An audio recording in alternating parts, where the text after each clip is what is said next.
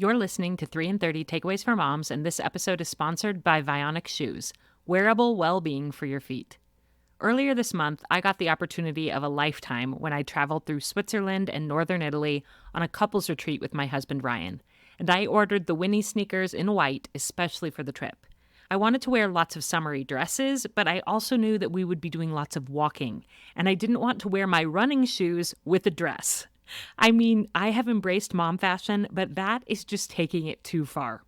So I ordered the all-white leather Winnie sneakers from Vionic because they're known for being comfortable and fashionable, and they did not disappoint. I was able to wear them with my dresses without looking like too much of a dork, and they really look nice with capris and jeans too. They're just a sneaker but elevated. If you or a loved one is in need of a new pair of shoes, I recommend trying Vionic. Their shoes feature innovative VioMotion technology that supports your natural alignment, providing stability and relief with every step. They also offer a 30-day money-back guarantee. Vionic says wear them, love them, or return for a full refund. Use code 3in30 at checkout for 15% off your entire order at www.vionicshoes.com when you log into your account.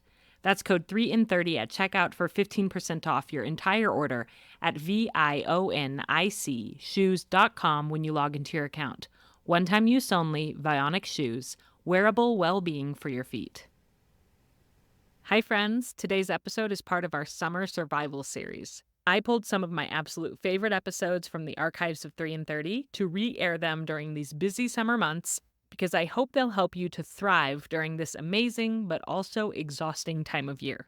You'll get a throwback to our old podcast intro and music, and you might hear some references within the conversation that are outdated, but we consider this episode one of the best we've ever had on 3 in 30, and we knew we needed to bring it back for an encore in case you missed it the first time it aired, or just need a refresher.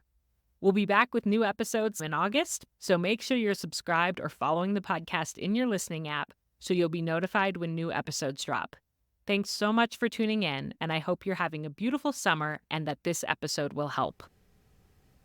You're listening to 3 in 30 Takeaways for Moms, episode 37, Teaching Kids to Work Without Being a Drill Sergeant. And I purposely picked this episode as a continuation of last week's, which was called Momming Like a Boss, Using Corporate Leadership Strategies in Our Homes. And I don't know about you, but that episode inspired me to want to revamp all of my systems and chore charts for my kids and get things under control.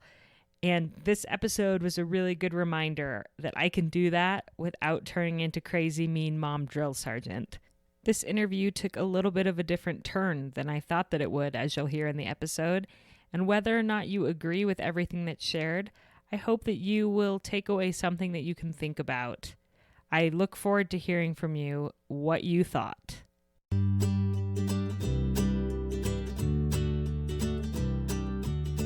Welcome to 3 in 30, a podcast for moms who want to create more meaning in motherhood.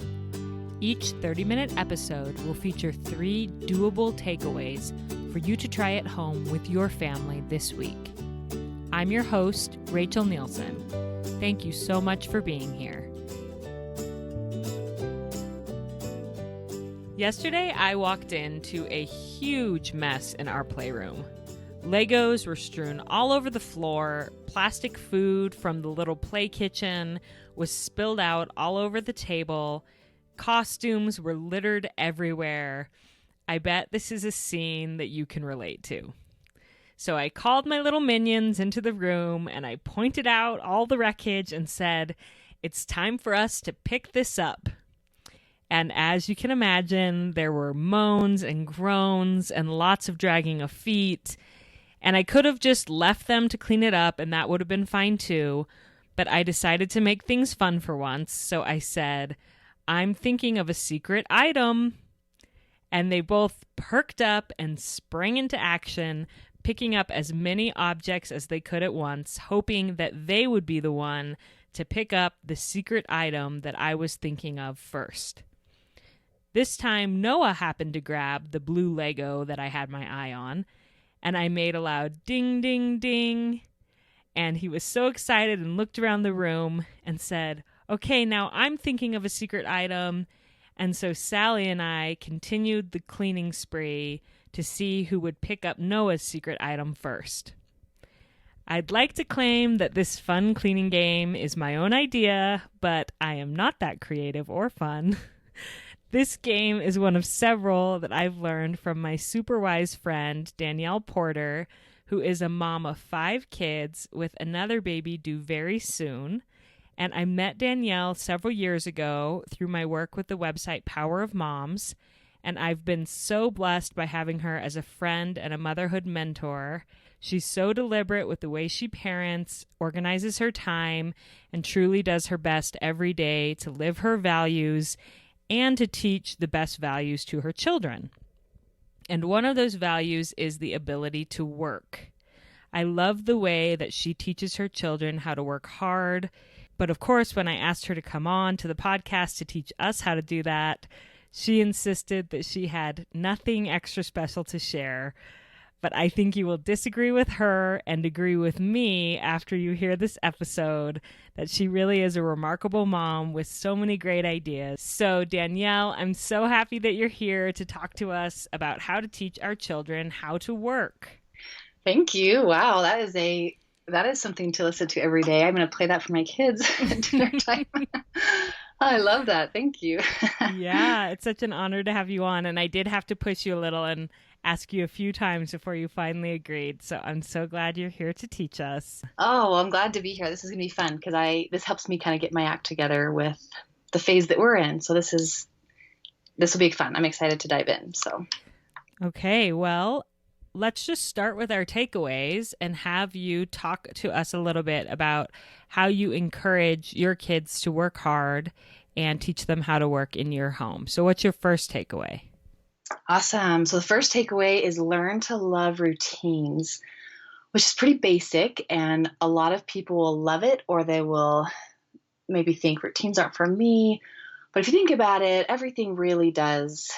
Like, we all have routines, whether we think we're a routine person or not. And one thing that actually kind of comes to mind when we think about teaching our kids to work is that we think, oh, I have to move to a farm, or I have to have these really hard things in place, or I don't know. I guess I thought that for a long time. But then I started to realize how basic things like simple routines, like even for little kids, you can learn life skills, you can do family contributions, if it's music or sports or homework. Routines is the way that will put things on repeat. So if something matters to you and you want it to happen again, then that's where we want to start with routine. It makes this, basic framework that you can add on to later. My big one right now, this is where routines are for me, is that it takes the willpower out of the picture. Yes. So a tiny example of this was one day we were coming home from school. I just wasn't super motivated, but it was really cute to hear my oldest that was like, well, Mom, after we clean our rooms, can we do this? Because she kind of knew this is the routine. This is what happens. And I was like, oh, that was like this beautiful moment of something's working. If she's already looking to plan to clean the room type of a thing. Well, it takes the willpower out of it, and it also somewhat takes the fight out of it, because if they already know what's expected and it's just the routine, then it's not you telling them every day and kind of surprising them with the expectation that then they're going to fight against. It's just like, this is what we do, and they know it and they do it. Has that been your experience? Totally. Yes. So the basic thing that goes with this is just find maybe one thing you want your kids to learn how to do. I think Candy talked about it in one of your earlier episodes, but you pair it with something else.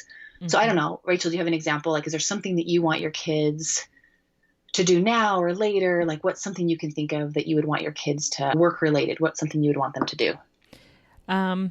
Everything. I feel like we haven't been very good with routines. That's okay, and that's okay. I feel like that I can see that they're lacking work ethic because I haven't built in routines for them. And so I just end up doing things. So this is an area that I definitely want to work on. But let's just start with the simple one.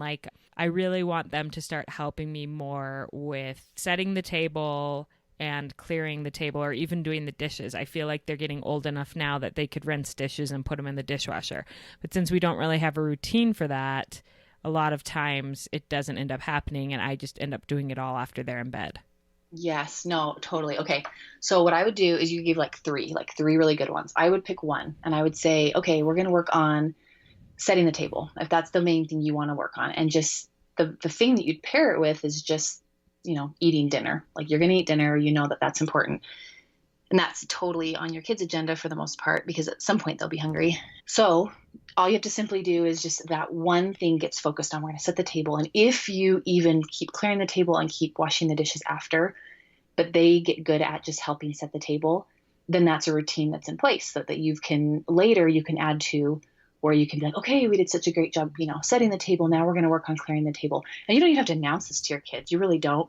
But I think sometimes we do that mind thing where we're like, oh, I want them to do everything. And we get this beautiful chart off Pinterest, and then we want it all to happen. And then they kind of balk. And then we kind of are like, whoa, and we throw in the towel and we're like, that's too much. So just do Right. like one thing, just one super thing, super simple thing. And your kids are little. So I think sometimes we do expect more, which that's a later takeaway we can talk about. The point with this, though, is when we have some routine in place, which if dinner is a routine, that's in place. Like we're having dinner, then you can add to it the one thing you want to teach them to work. And how do you, because I feel like a lot of times my problem is I'm not super scheduled. I'm not very routine person. I'm Hmm. kind of Hmm. like a free spirit. I don't know. I'm fairly disorganized. So I don't even think to, like, it's not on my radar to have them set the table. Like I'm just kind of doing my thing Yeah. and in my Okay. own Okay. world. And then I'm like, oh, dinner's ready and the table's not set. And so I better hurry and do this. So how do I sort of have triggers to remind myself of the routines I want, or to build in accountability for them to just do it without me reminding them? Do you have any suggestions? Yeah. Yeah. No, for sure. And I love that. That's a good point. You don't want to pick something that's not a pain point. Like if it's not really bugging you, or if it's not really like, so, well, I'm just give you an example. Like, so for my girls, I have an 11-year-old and an 8-year-old that are totally capable in a lot of ways. And one big thing for me that just kind of, it was fun to make lunches for a while, but then I was like, I don't actually want to make lunches anymore. So that was kind of turning into something that was hard for me. And it was causing me like, just like one extra thing to do. So I was like, you know what? Like, let's just add this to the routine. So we did this after school routine, which we actually tweaked quite a bit. It never was like written out from the beginning and then just followed perfectly. It wasn't that way. But that was a pain point for me that was important enough for me that I remembered. But what we were able to do is, because we already had our after school routine in place, we could just add that, make your lunch to that routine. Yeah, I love that your point is like, I think I chose set the table because I'm like, well, that's a chore you hear about. I should Yes, yes, I yes. should make my kids do that one. When really Yeah. I don't really mind doing it. Like if they're Yes. engaged in play and I'm making dinner and then I just throw some plates on the table, it's not a big deal. So maybe that's not a great one to choose because I don't mind doing it. Maybe I should find something that is an actual pain point in our home, in our Yeah. family Yeah. routine. And then that will be a natural reminder to me. I'll be more inclined to help them build in that routine because it is an Yes, actual totally. pain point. Yes. And I think that's where we get kind of stuck, where because we do hear these beautiful, like, work systems, or like going back to like a chart, we see these things and we like, oh, well, our kids need to do these things eventually. So therefore they need to go down this line and do all of them. That, like, we don't have to be good at everything. And we don't have to be so hard on ourselves as moms that we, especially with work, especially we think, well, they're not, they're not going to be a capable, competent person unless they learn to do these things. But they're 4. So when they're 4, we can give them a little bit of slack, which goes into my second takeaway. If you just want to jump into that. Yeah, please do. Let's take a quick break to thank this episode's sponsors. This show is sponsored by BetterHelp Online Therapy. How's your summer going, friend? Whether your kids are home during the day right now or in camps or daycare, I just want to give a shout out to the demands of this season for busy moms. If you're scrolling through social media, you're probably getting glimpses into what other women are doing this summer, and I know I'm not alone in being affected by that. Are we creating enough new fun experiences? Are we having enough downtime? Are we having too much screen time? Thanks to years of therapy, I can let these thoughts come and know that while some days they do get me down, ultimately I can let them go. I'm doing my best to take care of myself and my children in a way that works for me, and I feel good about that. Thank you, therapy. If you are thinking of trying therapy, I highly recommend BetterHelp. It's entirely online and designed to be convenient, flexible, and suited to your schedule. Start by filling out a brief questionnaire to get matched with a licensed therapist and switch therapists anytime for no additional charge. BetterHelp offers individual and couples therapy as well as therapy for teenagers if you recognize that your child could use some support. Stop comparing and start focusing with BetterHelp.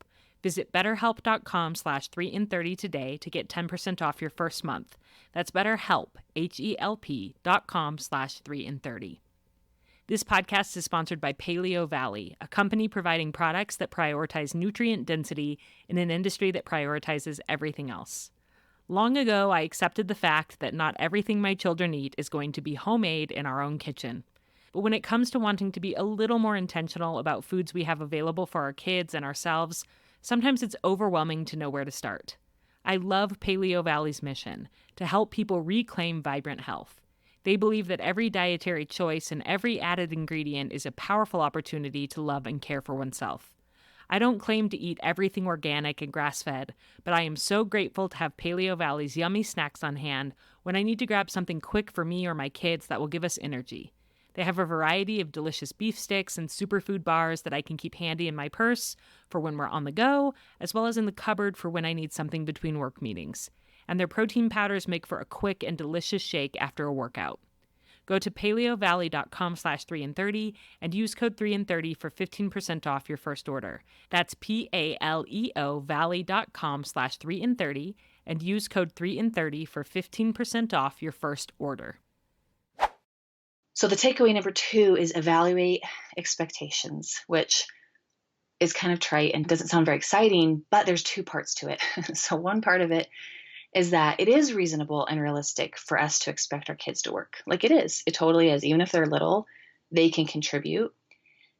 And then the other end of it is that we have to check in with what we're expecting of them. So while we can expect them to help and contribute, sometimes those expectations get a little bit tweaked when you hear there's stories where like the grandpa tells about how they worked in the fields and I don't know. It just makes you feel like, well, why are my kids so entitled, or why are they, you know what I mean? We kind of do these little mind games where we think that if it's not the way someone else's story was, it doesn't count. Mm-hmm. And I catastrophize, like I'll think like, well, if she's lazy now at 4 years old, she's going to be lazy and never accomplish anything in her life. Yep. And it's like, come on, Rachel, like get a little perspective, but I can go there. It's hard though. It is hard. And I think what's hard too is I think for me is I get a lot of pride in work, but I was not always this way. Like I was not a good roommate in college and I didn't know that. Like it took me a long time before I realized that, it took me a long time to realize like I take pride in my work and I like to work for the sake of work. And that's an expectation that I give my kids a lot, that I'm like, wait, like that's not on their agenda. Like kids will do the work because they, for whatever reason, like they have to, or because something else is better that's coming. But to enjoy work or to get pride in work is pretty advanced. Yeah. So I don't think that, we can teach them that, and that's part of what we can talk about. But yeah, and it's normal. In that episode that you referred to with Candy Kid, she taught getting unmotivated kids to help, is actually the very first episode of this podcast ever.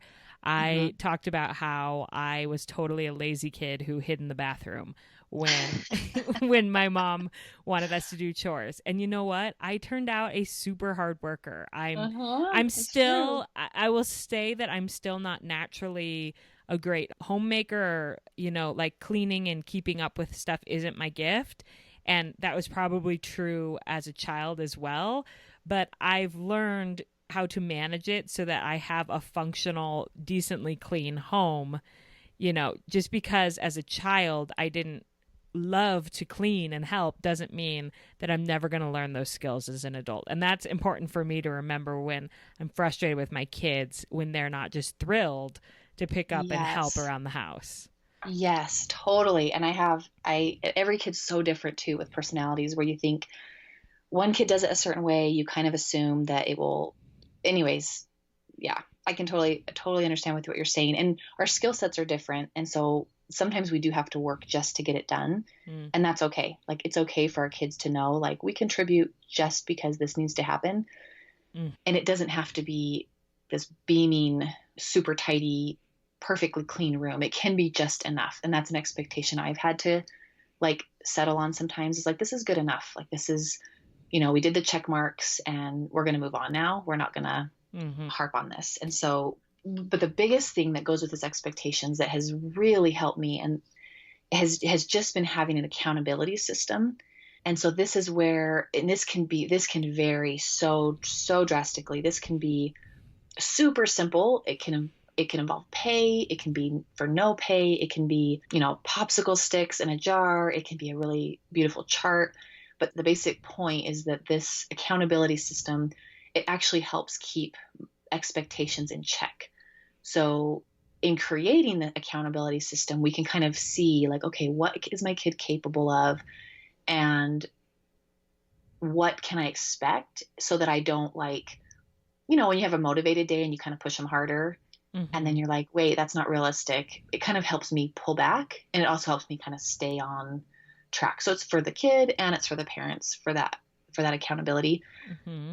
So like, what do you mean by it helps you to pull back? So like, if you only have 5 things on your chart, then it Mm-hmm. reminds you not to expect 20 things on a motivated Yep. day. Yep. Okay. Totally. Yep. So Uh-huh. we use a family economy that we do like, so like, for example, it covers daily things, but also covers some Saturday work that we'll do. And I will have like, it's listed out for them really clearly because I kind of realized with my kids, it's really good for them to see exactly what is expected. And then when I go in there and kind of something's happened during the week that's like more of a mess, I'm like, oh, I didn't write that down. That's where I can jump in and help them and do the work with them. And then going back to the first takeaway, I could maybe add that. Well, I guess the example I'm thinking of is like a bathroom. Maybe someone, had muddy hands and they had like smears of mud on the wall or something. Mm-hmm. Um, but my daughter's like, well, that wasn't written on my list. And so part of me is like, well, yeah, but you just do it. Like you just do it to keep it clean. And as she's older, that's a skill that we're going to learn. But that's kind of where I can help her see like, okay, yeah, you're right. Like let's teach you this. And then also in the future, let's add it to your chart. But expectation wise, like my 4-year-old's not going to see that and feel like that's a big important thing for her to do. I don't Mm-hmm. know if that makes sense, Yeah. but it just, yeah, it takes away the surprises. It helps them stay accountable, it helps me stay consistent, especially long term. Getting something started with a system does take some time and it takes a lot of like motivation and kind of thinking it through and tweaking. I think that's a big part is it's fine to change it. It's totally fine. Try it for a week and then see what isn't working for you and then kind of change it up. So I know in Power of Moms, and you and I have both worked with Power of Moms for a long time now, they talk about training your kids, like teaching them how to do the jobs and training them. Mm-hmm. So when you talk about how you have a list of each chore, like the bathroom, so would you actually like list out this is how you clean a bathroom? Like you have steps for them? Is that how you do it? Yeah. Like I used to say things like, okay, you're in charge of cleaning up the back porch. And then they'd go out there and they'd be like playing. And I'm like, well, why didn't you do the back porch? And I realized I didn't break it down for them. I have to specifically say and teach them and do it with them until they understand like all these toys go in this bin. Then we sweep. Then we, line up all the bikes on the rack. Then we pick up all the Otter Pop wrappers. And then we like Mm-hmm. literally every step has to be spelled out. Yeah. But then it kind of helps me check into, like I said, going back to the expectations. And we're not asking too much of them, but it is okay to ask our kids, to do these things and to take pride, which we can talk about next if you want. The third takeaway Yep. kind of talks about that. So takeaway 3 is being playful and pleasant, which builds on what you started with. I purposely put the word playful though, because sometimes we think that if it's not a game, like we go two sides, right? One side is like, well, no, this is work. Like we don't have to make this a game for them. They need to just learn to work. Mm-hmm. And then the other side of us is like, well, if it's not fun, they're never going to do it. And it's all going to be on me. So I like the word playful because I feel a lot of guilt sometimes when I don't play with my kids, but I am playful with them, meaning I can start something like a playful tone or like a funny joke or just like a lighthearted approach. And so Mm-hmm. it doesn't have to be a game, but if you want to make it a game and that helps you, then I would do it because I think that especially little kids, they want you and they want your like happiness. And if they see that you are, excited to be with them, that's going to help their motivation. They're not really caring so much about cleaning up the room. Mhm. Like in real life, like an example of this would be like I'll have my two little girls downstairs and a friend, and they'll make a big mess, and I'll go, downstairs. It's like, hey guys, 5 minutes. We're going to clean up in 5 minutes, and then we're going to have snack or lunch or something. Just kind of give them a heads up. And then, finish what I'm doing, then come down and I'll say, okay, it's cleanup time. And it's very rare that a kid's going to like immediately stop doing what they're doing and they're going to start cleaning up. Like that's just not going to happen. Just don't worry about it. Like it's totally fine. Just do your thing. Like be excited, be cheerful.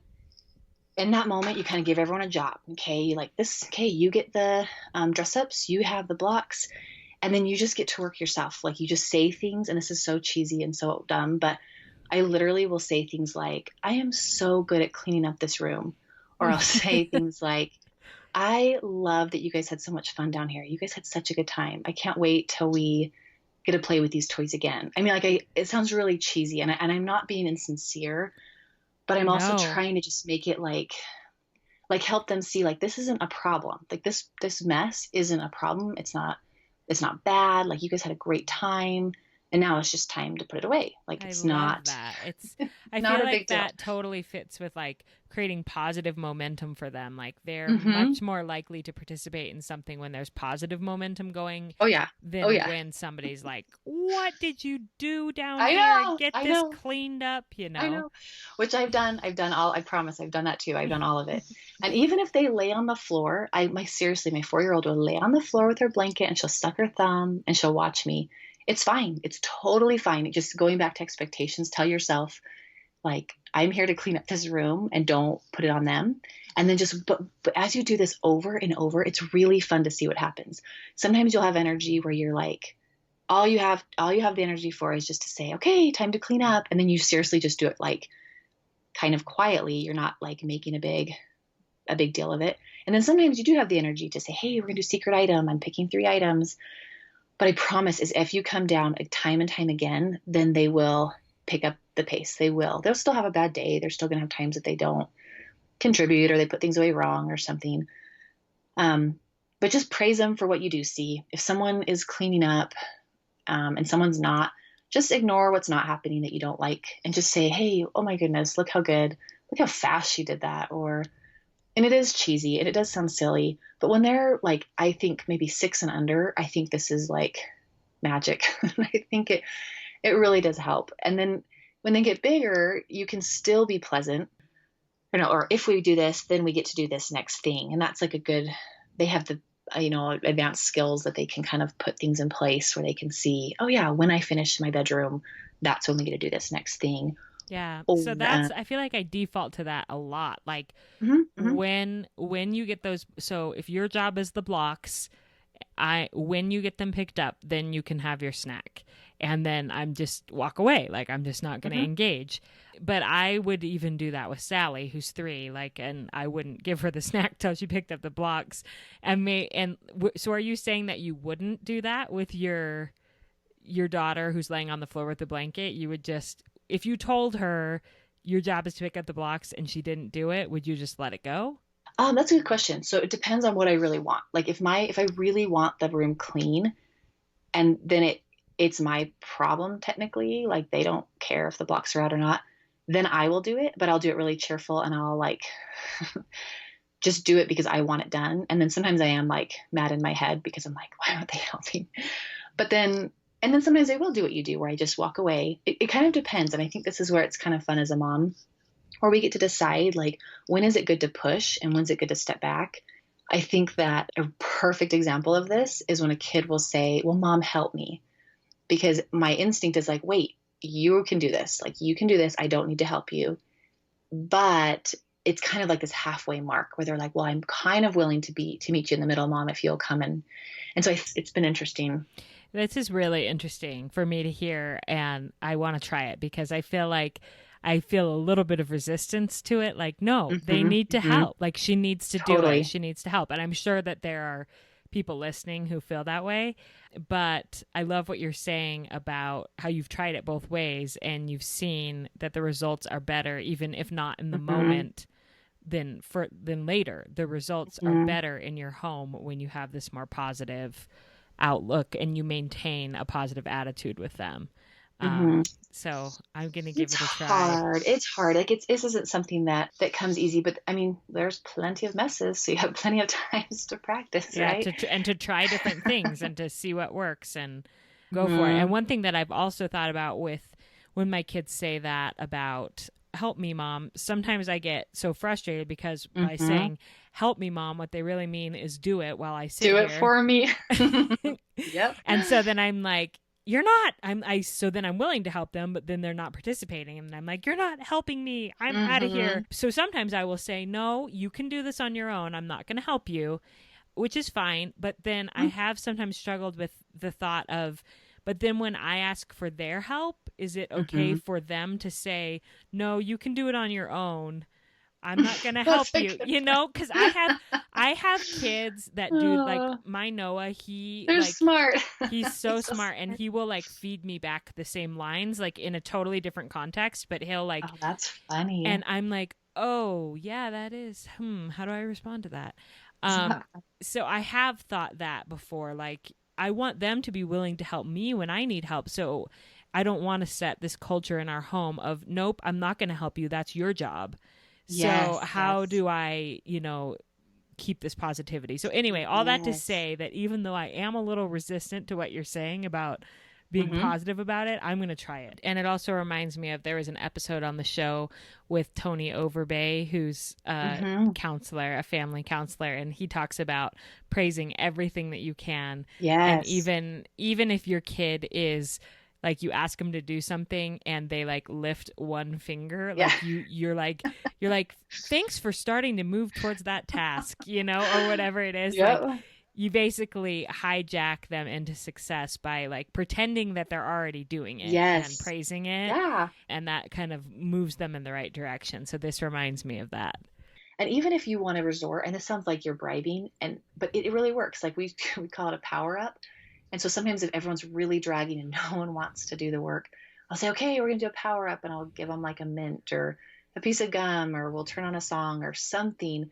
To just kind of like we're all gonna get our energy up. We're Yeah, gonna just time to do it, and it's okay. Like it's okay if I guess we think that if we add a little bit of sweetness to it or a little bit of sugar to it, we're gonna like cause this problem. But really, like no, we're just teaching them to turn this into something positive, and then we don't do it every time. We don't get ice cream after we clean up our room every time. No. But if you can find something positive to create a good experience, then do it. Don't hesitate. Just try it. Test it out for a week. And then if you find out, okay, that wasn't very good, I shouldn't give them gum, then don't do it again. yeah. But I think it's okay to like be flexible. Yeah. So, And I love you wrote an article for Power of Moms with some other ideas for cleaning games. And that's hmm where hmm I first learned about the secret item game that we've kind of adapted in our home. yeah. And hmm so I will link that in the show notes so people can read about some other ideas for cleaning games. But I really appreciate you coming on and teaching on this topic and taking it in a direction that I kind of wasn't expecting. I was expecting you to just describe the charts and the accountability and that you got to make them do it, and it's refreshing to hear you say how important it is to just maintain those your relationships with them and to teach love and compassion while also having high expectations, but that positivity is going to motivate them more than anything else. I think that is a huge takeaway from this episode. Oh, thanks for saying that because I think that we all we all need like a reboost, like in how we consider how these things happen. And so I think yeah, just try it. Try something. Do one thing this week and just see if one thing works, and then the next week try another thing and see if that helps. Yeah, And and I love you that you said like there's so many opportunities to practice, like oh my endless goodness, oh my endless goodness. opportunities day after day. So give it a try. Oh And I would say yes, like trying it for one day isn't probably enough to see if it works. Like try it for a week. Try this positivity yeah, and yeah, and maybe it'll be a free for all and you'll think, "Nope, that was too permissive. I have to yeah, crack down more." totally. Or maybe you'll be very pleasantly surprised by the results. So give it a week, try it, and then guess what? You have next week to try something else. The messes will still be there. Yeah. That's right. Well, thank you Well, so thanks, Rachel. much. This is so fun. Yes, thanks for asking. This was a really fun conversation. I am excited to try out some of Danielle's strategies this week with my kids. She is a mother of 6 and she does it so well. And so I believe her when she says that she's tried various systems and various attitudes towards work in her home, and this is what's worked best for her. So your 3 takeaways were to, first of all, learn to love routines. And as she pointed out, just start with one thing that you want to make into a routine and work on that, and choose something that is a pain point in your home instead of just choosing something that's like a random chore chart that you find online. Takeaway number 2, evaluate your expectations and to have an accountability system that keeps you in check so that you don't go crazy asking them to do a million things. And takeaway number 3, be playful and pleasant. And I love her ideas for cleaning games. And don't forget to check out that article on Power of Moms, which will be linked in my show notes. But regardless of if you have the energy to play cleaning games, she said just staying positive and patient makes a huge difference in her home. The more that I read about parenting and follow various parenting experts online and on social media, the more I am convinced that love and patience and positivity are the only ways to really change children's behavior and to have the kind of home that I want to have. So I thank Danielle for this advice. I'm going to try it this week, and I hope that you will too as you work hard with your families.